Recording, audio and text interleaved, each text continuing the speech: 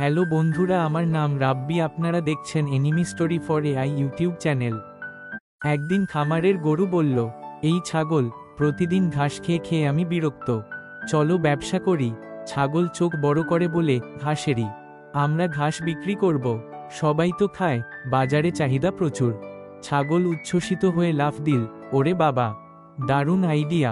দুজনে বড় একটা বোর্ড লাগালো, গরু ছাগল ঘাস কর্পোরেশন ঔষধি, খামারের সেরা ঘাস এখন আপনার জন্য।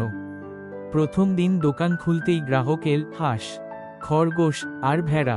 হাঁস বলল, আমাদের 1 কেজি ঘাস দাও। গরু ঘাস তুলতে গেল, কিন্তু দেখে অর্ধেক ঘাস গায়েব। গরু চিৎকার করে, এই ছাগল, ঘাস গেল কোথায়? ছাগল মুখ মুছে বলে, আমি শুধু মান যাচাই করছিলাম, ভালো কি না বুঝতে একটু চেখে দেখেছিলাম। মুখ খোলা এবং ঠান্ডা ঘামের সাথে মুখে হাসি। দ্বিতীয় দিন তারা নতুন করে ঘাস রাখল। গরু বলে, আজ ঘাস খাওয়া চলবে না। ছাগল মাথা নাড়ে, ঠিক আছে। ছাগলের পেট ফুলে আছে। ছাগল হেসে বলে, গন্ধ এত ভালো ছিল, না খেয়ে পারিনি। আনন্দের কান্না ভরা মুখ। তৃতীয় দিন গরুর আগে ফুঁসছে। সে ছাগলকে বলল, আজ যদি ঘাস খাও, বন্ধুত্ব শেষ। ছাগল প্রতিজ্ঞা করল, আজ আমি ঘাস ছোব না। কিন্তু বিকেলে সূর্য গরম, ঘাস শুকিয়ে যাচ্ছিল।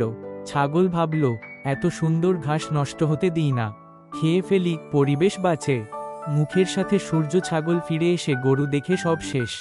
রাগে চিৎকার করে বলে, এই যে ছাগল, ব্যবসা গেল, পেট ফুলল। ছাগল হেসে বলে, ব্যবসা ব্যর্থ, কিন্তু পেট সফল। আনন্দের কান্না ভরা মুখ। শেষে দুজনে দোকান বন্ধ করে বোর্ডে লিখল, এখন শুধু খাওয়ার দোকান, গ্রাহক নয়, ঘাসি রাজা, ঔষধি।